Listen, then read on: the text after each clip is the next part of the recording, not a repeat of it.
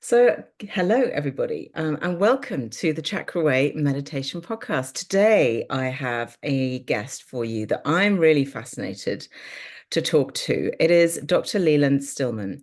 Now, Leland is obviously a doctor of the medical variety, but he is embracing and mixing together his medical work and ancient healing practices for a holistic approach to the body. And this, I have to say, is such music to my ears. I love this approach to health because I feel obviously there's huge value in Western medicine as we know it, but I feel like there was a disconnect at some point in recent history where we forgot the natural ancient ways of healing. And so I am so delighted to speak to somebody who is actually bringing these together with some form of intelligence and scientific background. Let's hope. Anyway, so welcome, Leland. Thanks for joining me.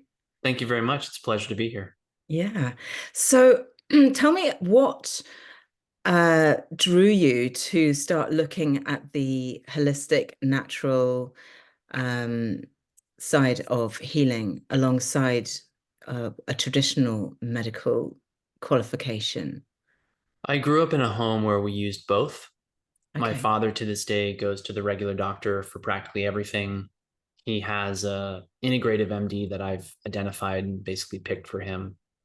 And then my mother, when we were children, we had a lot of the routine modern childhood problems, ear infections, frequent colds, flus, sore throats, and so on. And so she refused to settle for what I can only describe as the mediocrity of conventional, I hate to say it, conventional pediatric care, Hmm. which is essentially just we'll give you antibiotics Yeah. when your child might be dying of an infection. Here's Tylenol, Advil, and good luck.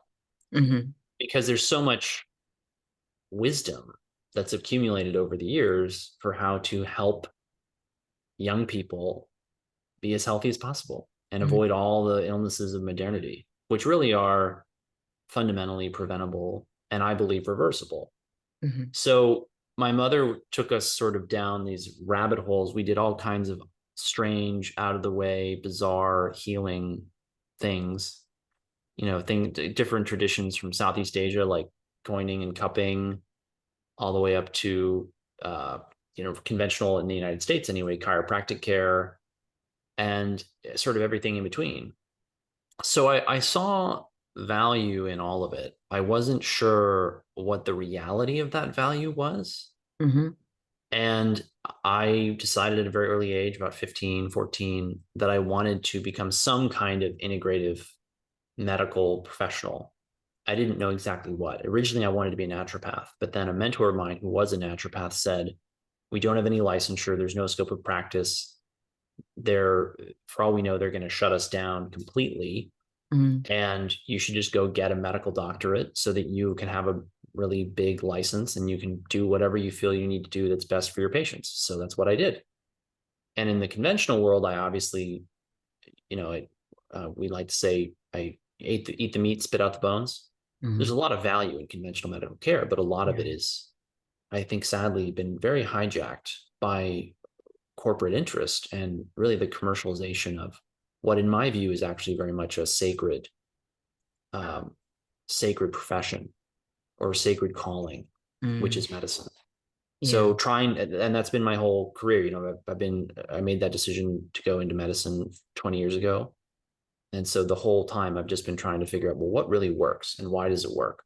And that, of course, led me to meditation, which is why, of course, I'm talking to you, because the mind can both create disease and it can resolve disease, sometimes with an absolutely unbelievable, astonishing, seemingly miraculous power that can defy even that can defy what I think is appropriately called the gross materialist scientific reductionist paradigm of you are just a bunch of molecules stuck together by covalent bonds and ionic bonds, Yeah. and you are just basically like a watch spinning through time, Yeah. and you don't really have free will.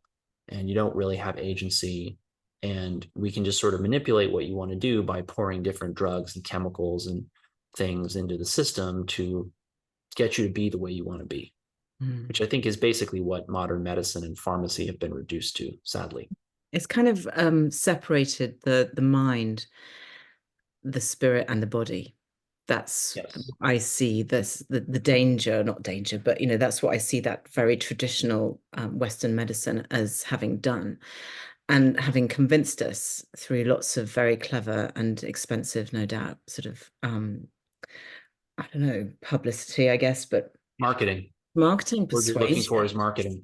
Yeah, it's persuasion that Yes. if your toe hurts, then you've got to, not that it's got anything to do, or if you've got a digestive issue, it's just that your digestive system, there's something wrong with your digestive system. It's not something up here or something else that's caused it. It's just a malfunction of your body. And it's so much more than that. I think It's so much more than that. And that's why, I don't want to downplay the reality of biochemical, biophysical disease, right? Mm. If someone's got Yeah, a organ that's gone bad and is infected and can't be perfused by your blood and therefore your energy anymore, you need to have a surgeon cut that out. of course. Yeah. Otherwise, it's going to kill you. Hmm. I've seen that countless times. I've had countless patients go through surgery, come back out the other side feeling much better. But the deeper question is always, well, why did you need the surgery? Hmm. When you look at something like cesarean sections here in the United States, the rate of cesarean section is something like 25, 40% of all births. When you look at midwifery statistics historically, even long, long ago, decades over a century, there's accounts of midwives who only had to intervene in any way on a small proportion of births and had a very low fetal and maternal mortality rate. And this commercialization of medicine is really the problem. Hmm. It's been turned into a commercial enterprise Hmm. rather than an enterprise that honors the sacredness of the human being and really treats them as something more than just a bunch of molecules stuck together spinning through the universe. Hmm. Yeah. So you went to do your doctorate, you became a medical doctor. Did you ever Mm-hmm. practice in traditional? I mean, I guess part of your training must have been to Yes. spend a couple of years at least in hospitals and Yes. doing that version of medicine, if you like. And then what? Then you went off and learned. So I'm fascinated to know what sort of alternate medicine sort of theories you studied and how you did that. What did you do? What did you seek out? For the most part, it's all been based on the ancient master apprentice model, which has been fascinating and challenging. So it began with that first naturopath who was my mentor. He was all into meditation and chakras and Eastern medicine and energy healing and all that stuff.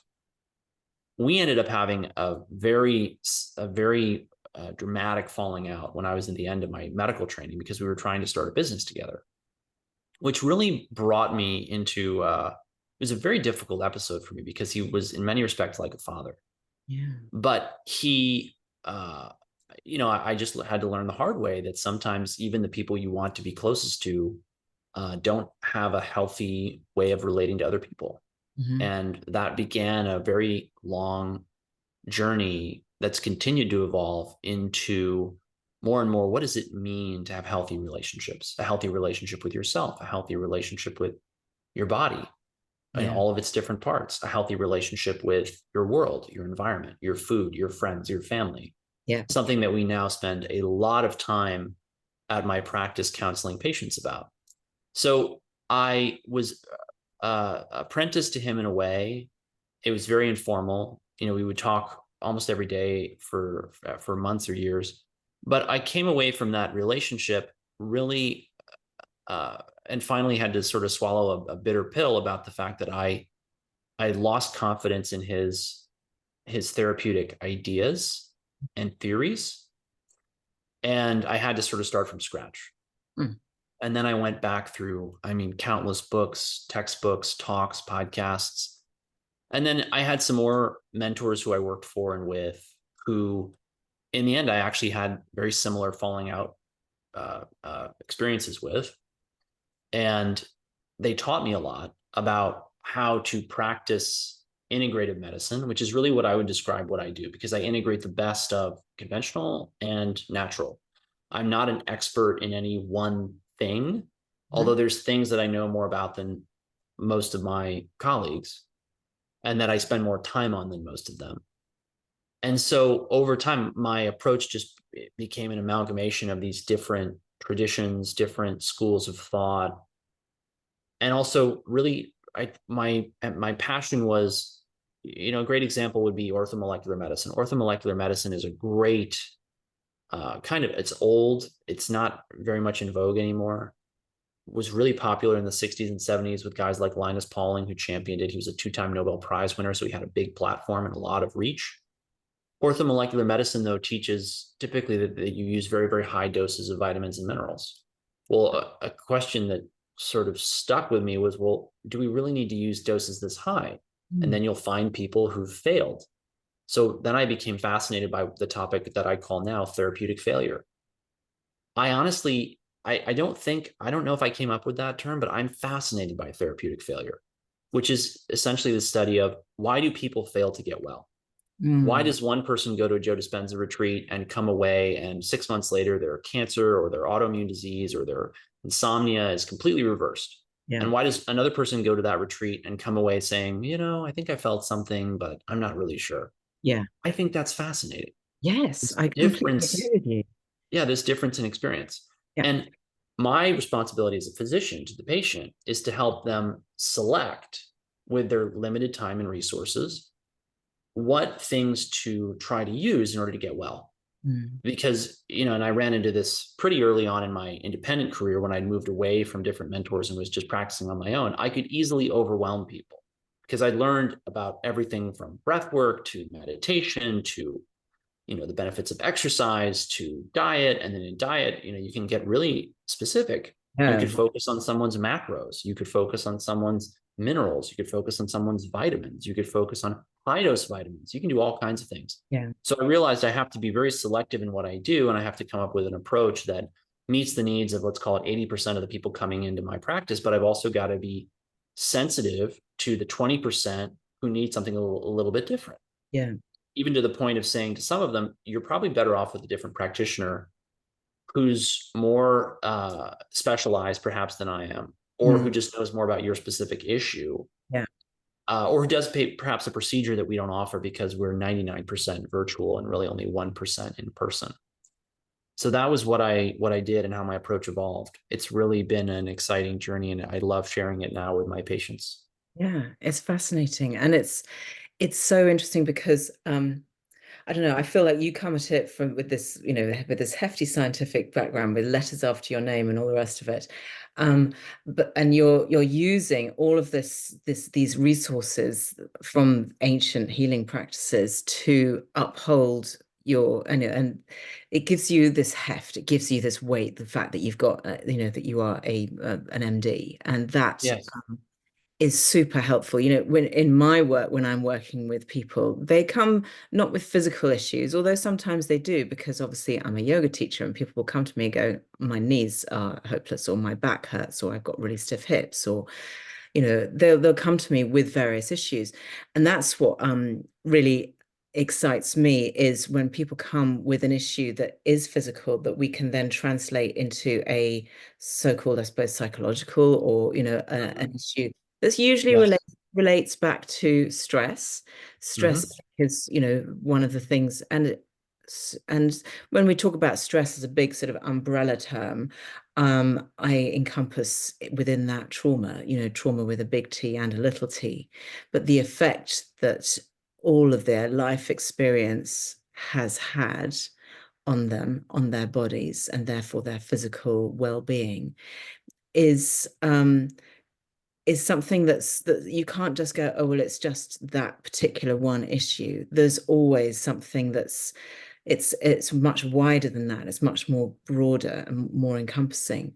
So how do you find, I mean, obviously you said that the majority of your practice is online, so you're meeting people and you're not actually Yes. poking, you're not actually giving them a good poke and a No, feel.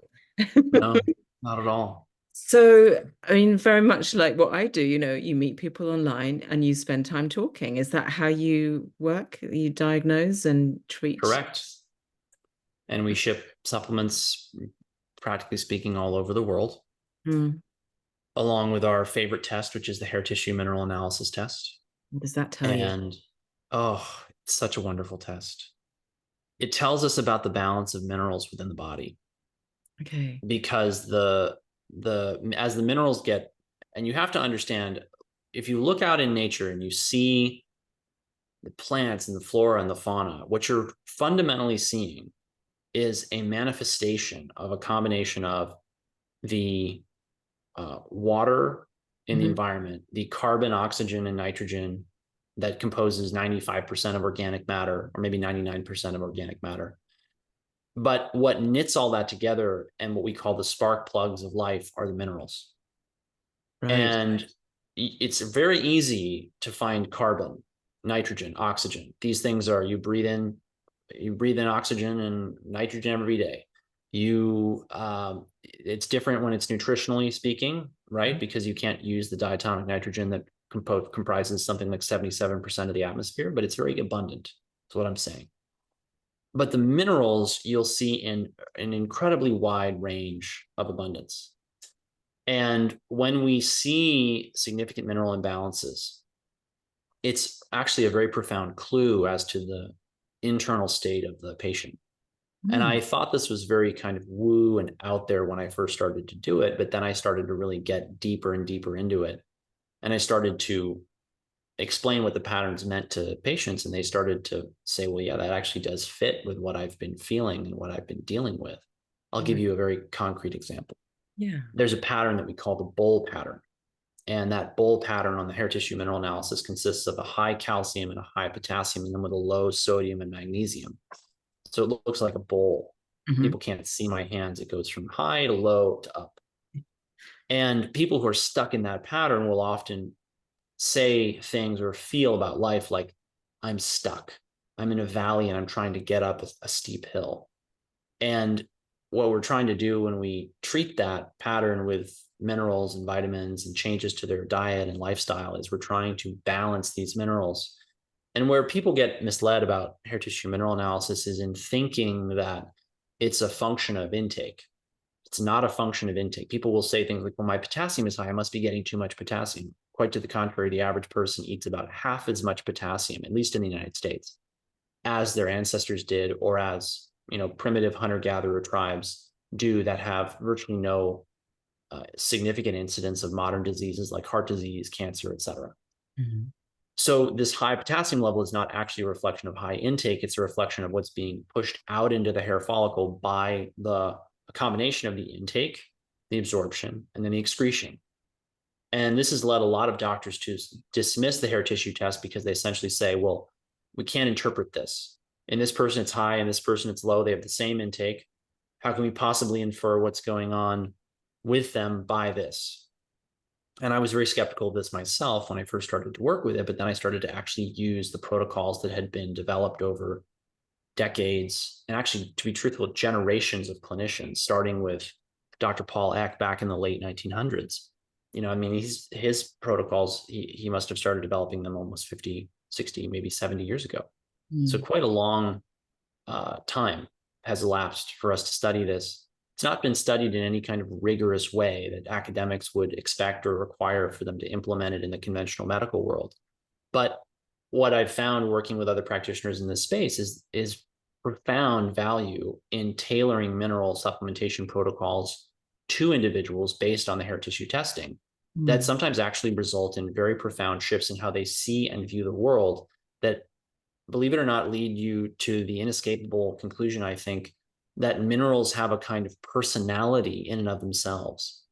You'll see these patterns, for example, in people who have a high burden of copper, whether it's present on their first test or not. the copper may come out later once you've put them on the right protocol and they start to feel better. We Mhm. call that copper dumping, and we call it copper toxicity.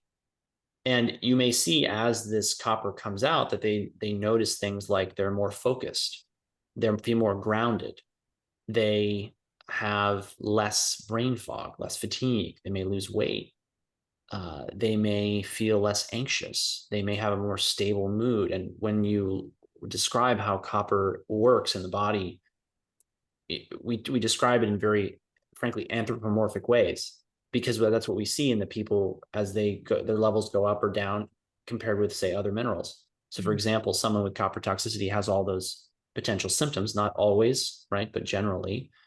And we look at copper as sort of this electrical conductive mineral. It's also got a very feminine character. So you'll often see it more, copper toxicity more in women.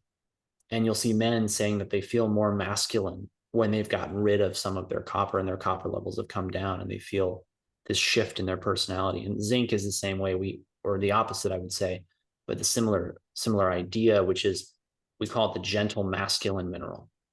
That's how it affects people. Now, I don't want anyone to come away from this thinking that it's as simple as just take zinc to be more masculine, because Mhm. it's not. These minerals actually in their associations with one another and interactions with one another are marvelously complex.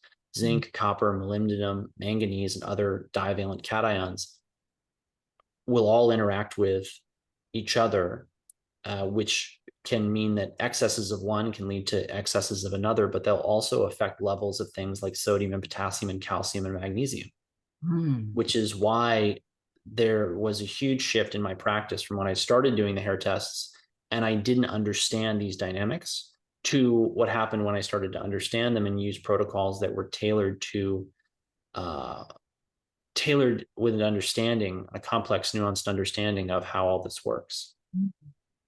So it's been really exciting to practice this way because it really does feed into things like meditation that will be of interest to your listeners. Because I've seen people, and we actually had a testimonial from our first hair tissue secrets course of a therapist who combined hair tissue testing and nutritional analysis with customized supplementation protocols with what she was doing, which is a combination of psychotherapy, I think best probably described as cognitive behavioral therapy, which she also combined with EMDR.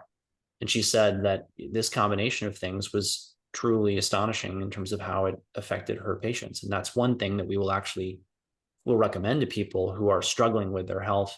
We often bring in things like EMDR and combine it with this mineral balancing in order to get them results. And we've also noticed that the people who struggle the most to sit still and the most to meditate and the most to master their mood and their mind are the ones with the highest burden of both a combination of excess minerals and toxic heavy metals.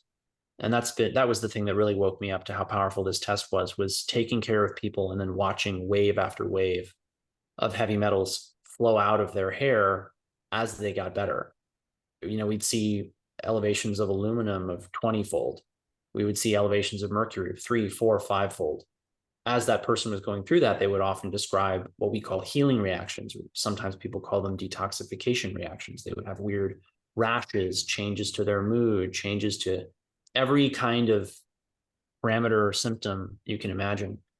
But this would be this process as these toxins came out of the hair and the levels both went up and then came down, then of this improvement in overall vitality. People coming back and saying, I had this acute healing reaction, is what I call it. But Mm. then on the other side of it, I felt better than I had when I went in. And Mm. that's how the therapeutic course really tends to go. And like I said, we combine this with things like meditation, taking time for yourself, for what we do in the practice. It's so fascinating. So, I mean, the first question that comes to my mind is, so is there a clear indication of because you said that everybody has this different thing and it's not to do with what your intake is, although it has to have something to do with your diet, surely. Well, So certainly, how can yes. you sort of begin to understand what you're doing wrong or right in terms of your, or is it just an innate thing that's within your body that's a result of, external factors. I mean, I don't know where does, is So it different if yes, you live in a city and you yes, have it a lot is. more, probably. So we help people sort all that out because the number of variables, as you're clearly stating, is overwhelming. You Yeah. don't know where to start. You don't know what to do. One of my pet peeves about the functional medicine and wellness space online is the number of people saying very extreme things as if they're absolute. Well, you Mm, have to do this. You can't do that. yeah. You can't live here. You can't live there. You can't do this. You can't do that. You can't eat this. You can't eat that. I would beg to differ. I've got people doing all kinds of different things in all kinds of different places, getting all kinds of different results. Mm, I think it's very presumptuous. It was one of the things that most fascinated me about the mind, about meditation, about healing with the mind and the placebo effect. mhm. This idea that it didn't matter where these people lived, it didn't matter what they ate, it didn't matter how they, I don't know, The got to work lifestyle. or Yeah. anything. If they would commit and they would meditate and they would use proven protocols and practices that other people had used to create, as I like to say, create wellness out of their illness. Wow. Right? Shouldn't we focus on that as a healthcare system? Shouldn't we integrate that into everyone's care? I think the obvious answer is yes. Yeah. Right? But it's very, very nuanced. It is. And I And will, it's a go on. well, I'll tell you why it's nuanced. I'll never forget this. This was such a good story that my friend Dylan shared with me. He was counseling a woman on her sleep. She couldn't sleep. And he kept saying to her, you need to check your EMF environment. You need to look into what's going on with electromagnetic radiations in your environment. This used to be a very niche topic as Yeah. wireless devices and electrical devices have proliferated. I mean, it to absolutely, I mean, I never thought we'd have smart washing machines. Do you really need to be able to turn your dishwasher on from work? Do you actually need to be able to run the laundry from, I don't know, your morning coffee? I don't know. I don't feel the need for this, but some people apparently do. But we've got this incredible amount of electromagnetic pollution in the environment. And of course, the government and experts tell us that it's safe and there's nothing to worry about. But then you actually look in the literature and you say, well, hold on a minute. We've got all these studies documenting real harm. And when it comes to something like sleep, we know that there's levels of EMF that will affect sleep architecture. And it stands to reason, therefore, that a subset of people who struggle with their sleep are, in fact, struggling with EMF pollution. Yeah. This woman finally got meters to look at her EMF environment. She measured the levels in her bed, and lo and behold, there was some kind of transmitter in the headboard of her bed that was essentially bombarding her brain with microwave and radio wave radiation as she slept.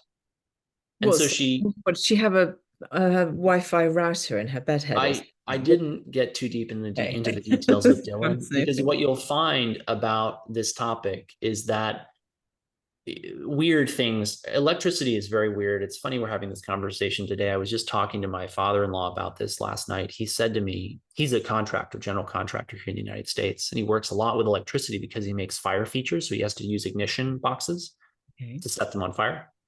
And he was telling me there's nothing quite so strange as electricity. It's a very strange thing, how it flows, how it moves, how it works. And my high school chemistry teacher told me the same thing. He said, Leland, there's nothing quite so much on earth like magic to me as electrochemistry.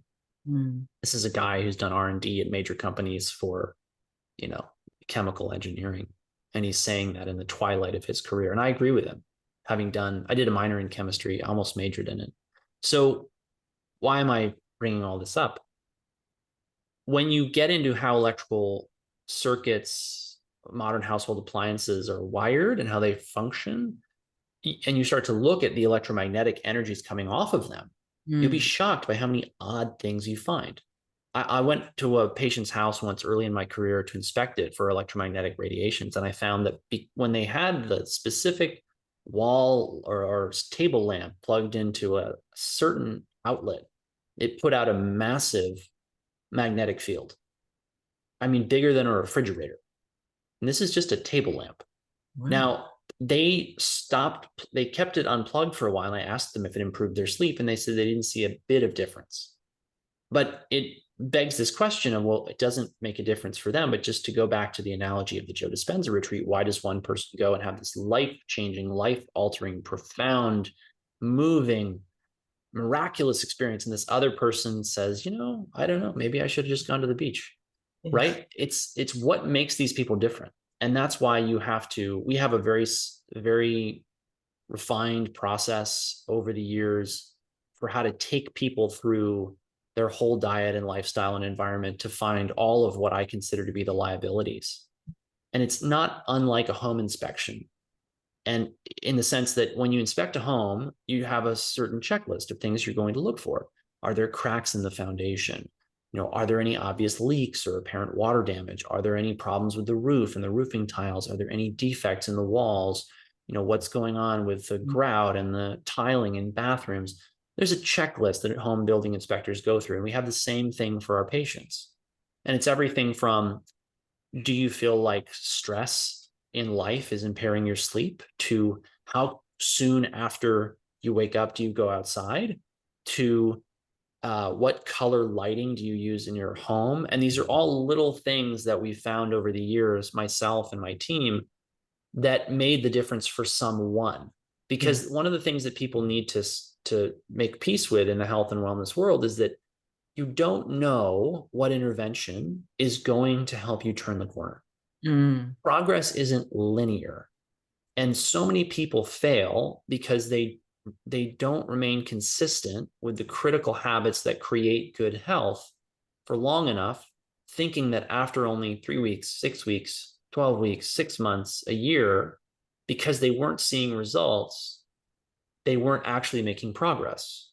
And the same thing is true in meditation. I've found from reading many accounts of this that people would say, well, I didn't see anything for a long time. And then all of a sudden the heavens open and the angels sang, and I was just transformed into a completely new person. And the phrase that Joe Dispenza always writes about in his books is they describe their heart sort of breaking open in this profound way that helps them to feel immense love for Yeah. all creation. And I think that's really profound.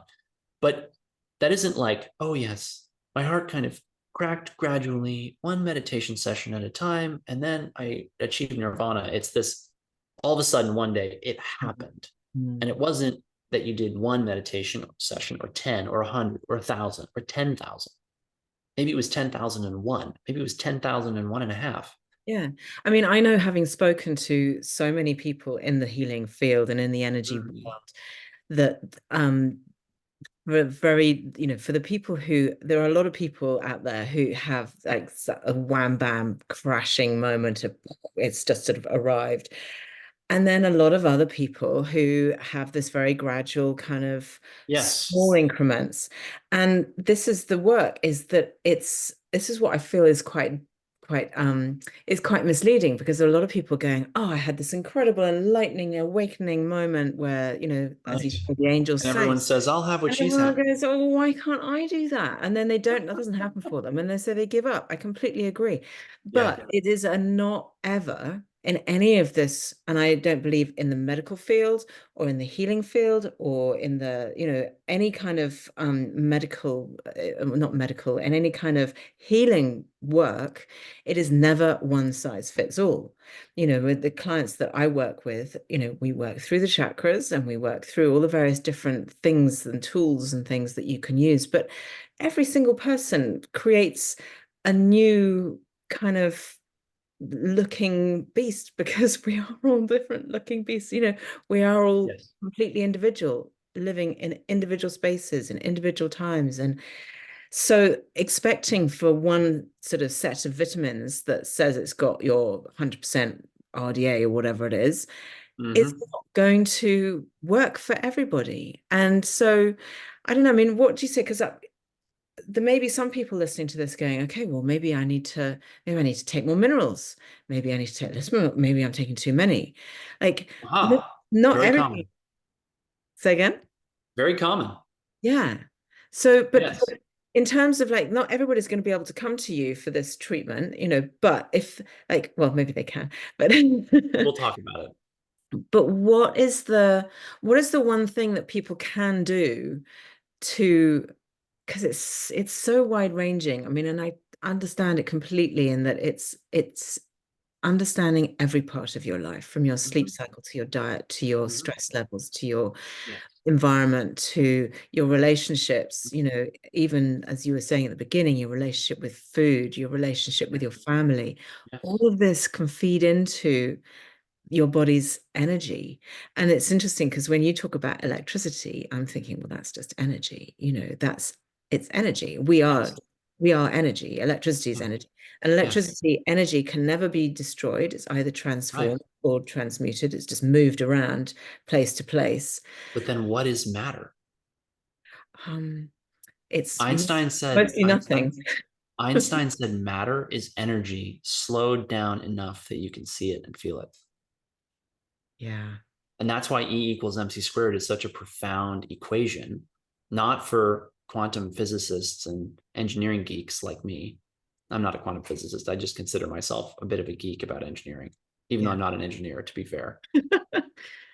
But what we do is very much engineering. We're trying to figure out, well, what do we? When I talk to engineers, my thought process, it resonates with them.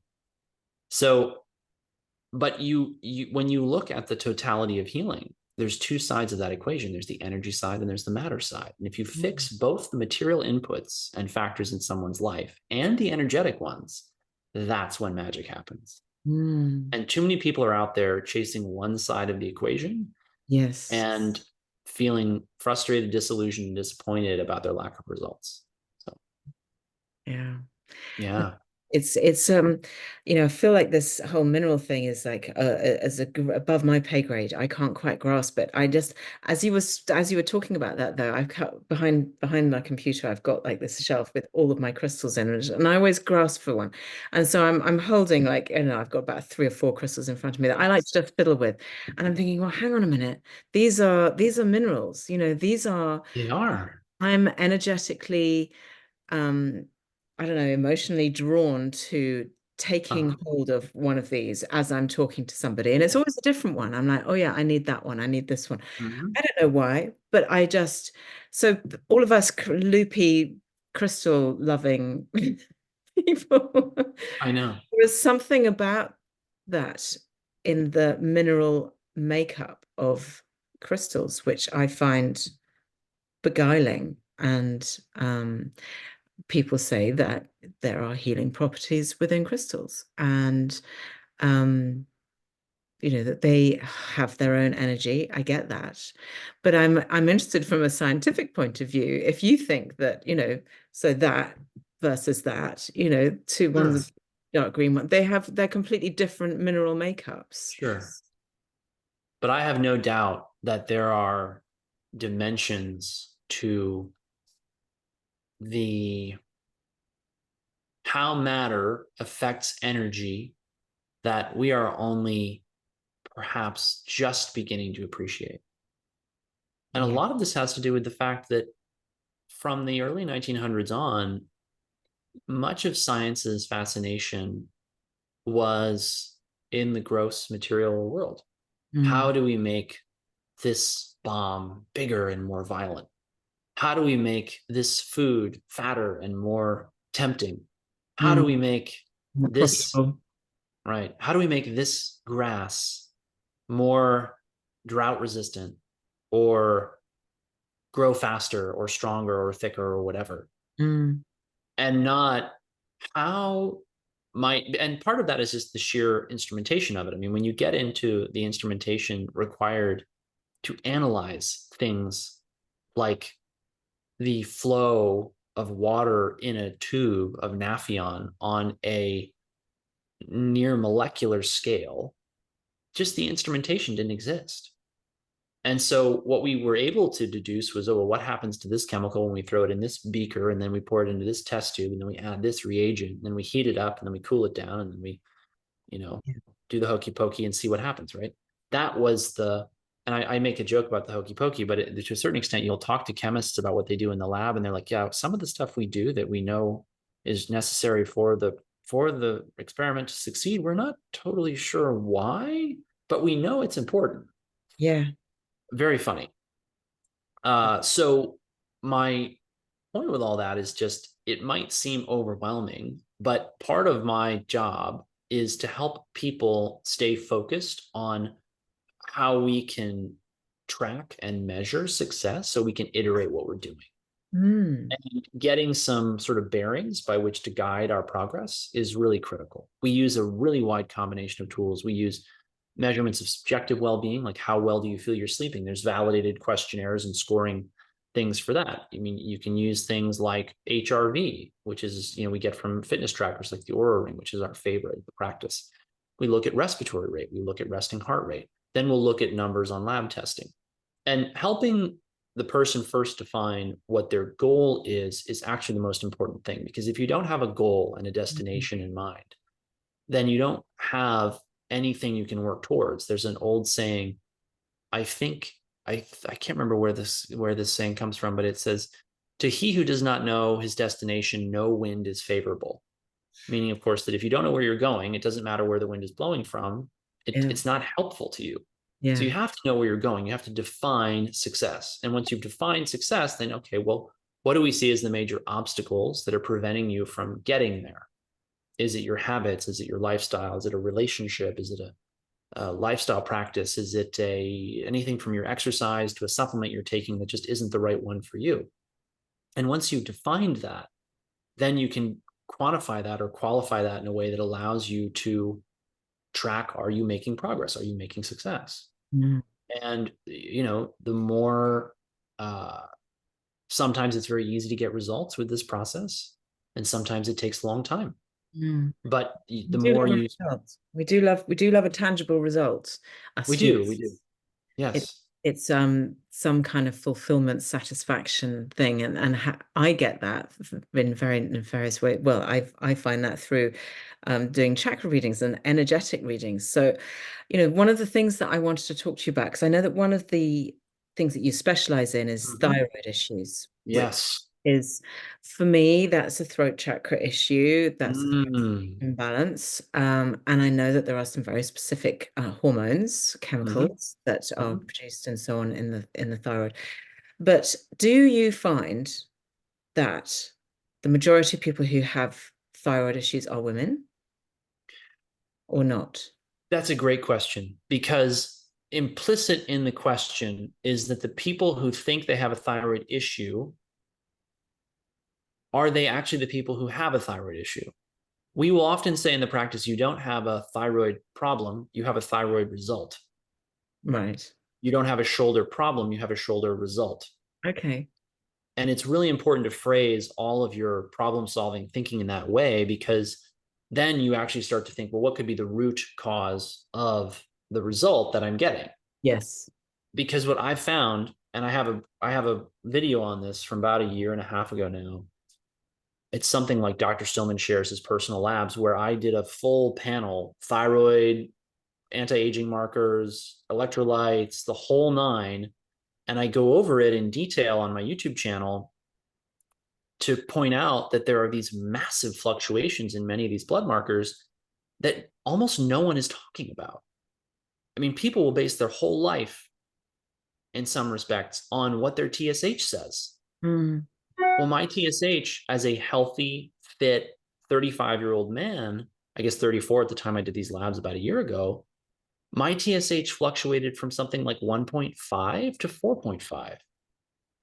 Now, at 4.5, most functional medicine practitioners, my colleagues in the integrative functional medicine space, would say, well, you have hypothyroidism and we need to do a full thyroid panel and we need to give you thyroid hormone. Yeah. Well, thank you very much, but I have a very low body fat. I gained the muscle I wanted to gain a year and a half ago in the gym and have maintained it at a very happy weight. So I'm not looking to gain or lose weight. I feel good. I have lots of energy. My sleep is deep. And I have no real significant health issues on which to make progress. And yet there's people out there who will tell you, well, your thyroid is sick because your TSH is 3. Hmm. I question this. So many people out there are led to believe that they have a thyroid problem. When we look, and this comes back to how what you asked me, how do we figure out the difference, say, in the hair between what's coming in and what's going out? Mm. And before I forget, we have a course on this we're enrolling it right now. I don't know when you're going to air this podcast and video, but we'll probably wrapped up enrollment by the time you do. And we enroll every quarter, where we will get you a hair test, we will ship you supplements, and we will talk you through on group coaching calls everyone's hair test in the course, so you can see how this works. Mm. And then we have follow-up courses for people to see what comes out once they've actually done that first test, which is very fun. That Yeah. program is called HTMA Secrets. So you asked specifically, you presumed that not everyone could work with us, but because we have this ability to group coach people through hair tissue testing, we actually can take on a much higher number of clients than other people doing Yeah. this work, which has been really fun. We actually have a fair number of people in the UK working with us right now. Mm. Yeah. So one thing that we'll do is we'll actually have people do a food diary, and it's using an app called Chronometer. That's Chronometer. It's a great app because it will tell us if they take the time to really break down what they ate into single ingredients: tomatoes, potatoes, bananas, steak, right down to the cut, ribeye versus skirt steak versus sirloin versus, Wagyu ribeye. It'll Right. tell us what their macros are. It'll tell us what their micronutrient profile is. And while there's a lot of error in these numbers, it gives us a ballpark. And that gives us so much insight. We've had so many people come back to us and say that exercise, even though it was sort of frustrating and too detailed for me, my liking, it Yeah. was life changing because you finally showed me what I was actually eating. And then we were able to adjust nutrient ratios, things like sodium potassium ratios, levels of things like calcium, magnesium.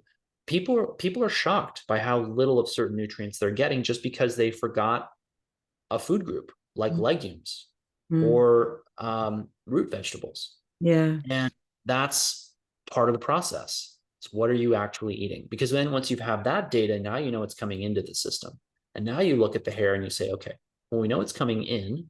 And this is how the hormones and neurotransmitters in the system that modulate what gets put down in the hair follicle are actually affecting what's getting out into the hair. And that's incredibly fun to do. It's fascinating. It's And it's very fun. really interesting that you say about this thyroid thing, because like Mm-hmm. years ago, probably, gosh, over 20 years ago, after I'd had my second child, I was told that I had an overactive thyroid. Mm-hmm. And so I went on some medication for a short Yes. while, and the readings came out better. And they're like, yeah, you're fine, good, off you go. And it's never bothered me again in my life. But it's interesting to hear you say that, because as you say, I'm like, well, actually, I didn't have any symptoms. They caught it because they did blood tests for something else. And that's, I didn't feel bad. I didn't have any major Yes. symptoms at all. So it makes me think, yeah, maybe it was a very, sort of basic reading that they took.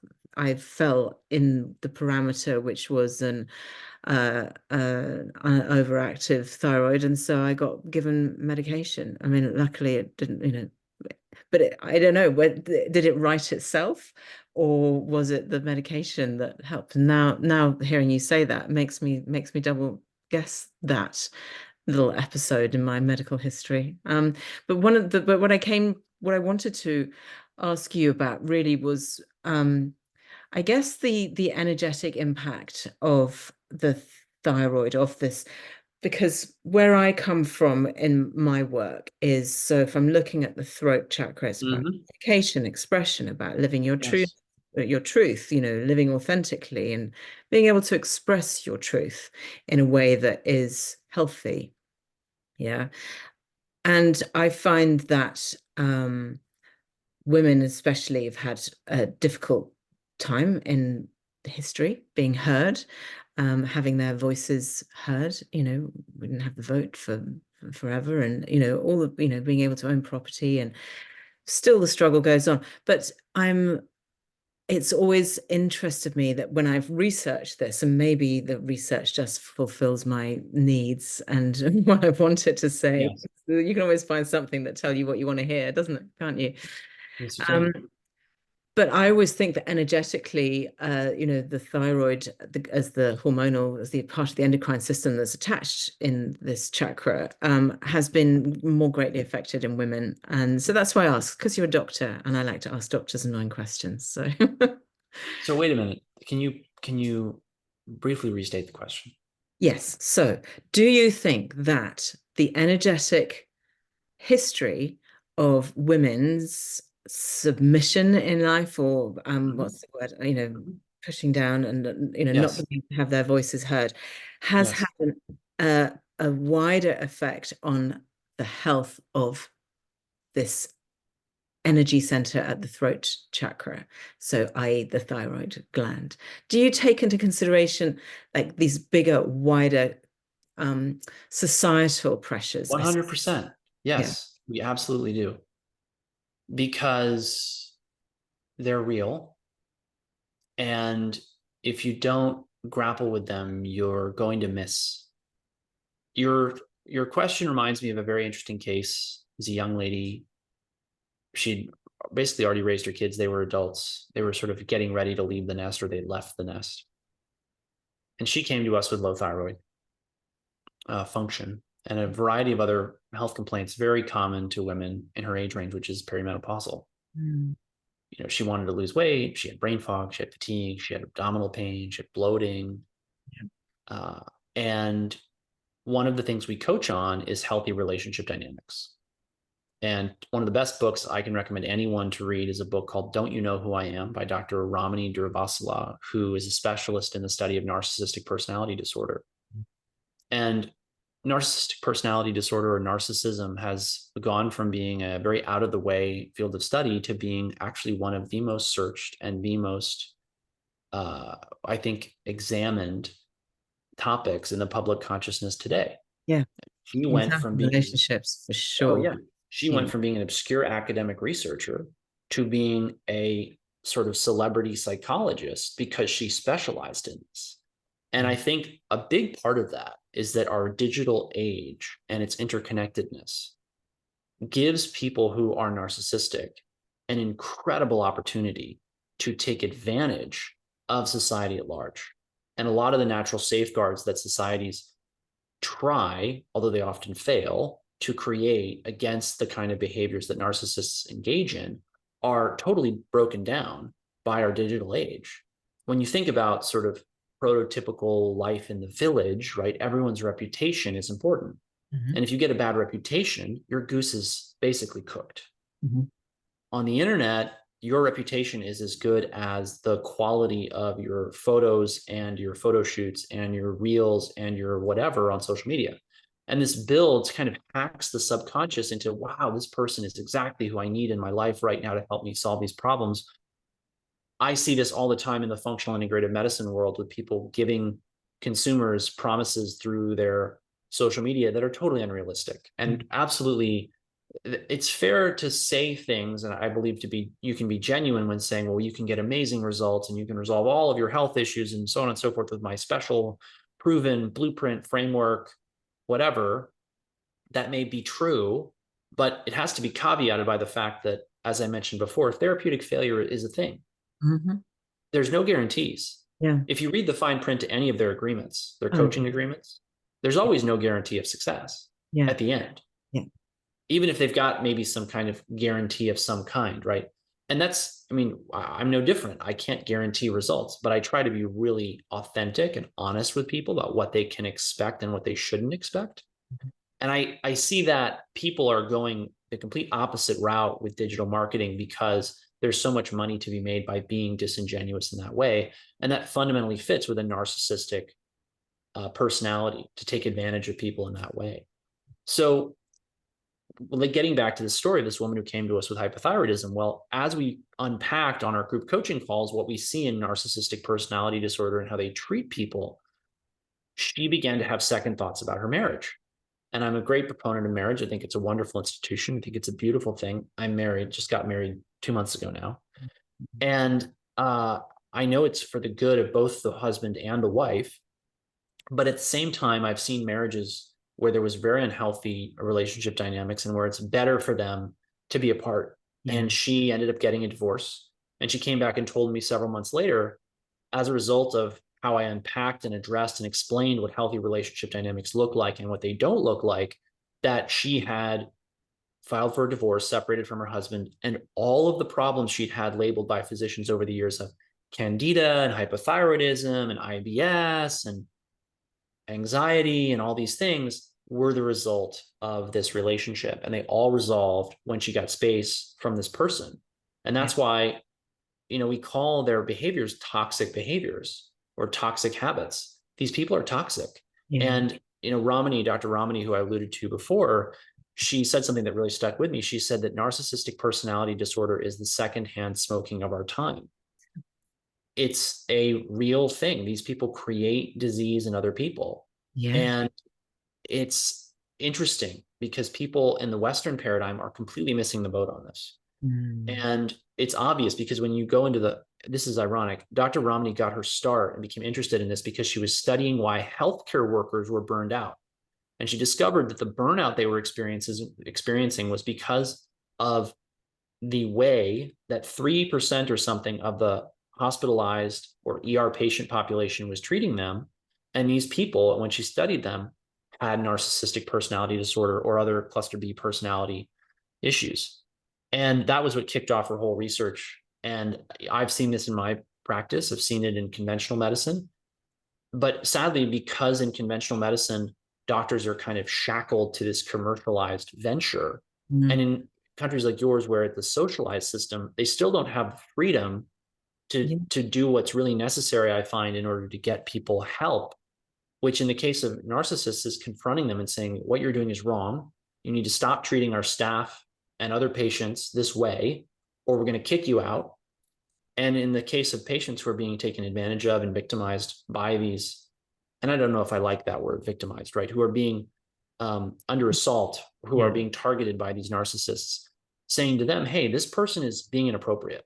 And you need to learn or start to think about how to draw boundaries with them so that they don't literally suck the life out of you and turn you into a shell of a human being. Yeah.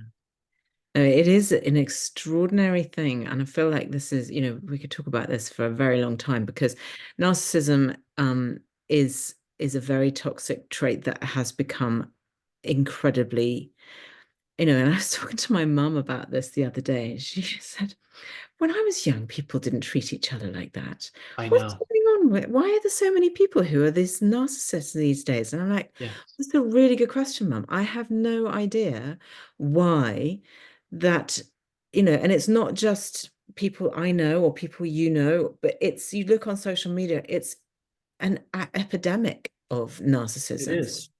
And I don't quite know what the cause of, but I do completely agree with you in that relationship part of our lives will make us feel and be and act and limit us in so many ways. And it is, it comes back to the same thing that you were saying at the beginning about, there's relationships that we have.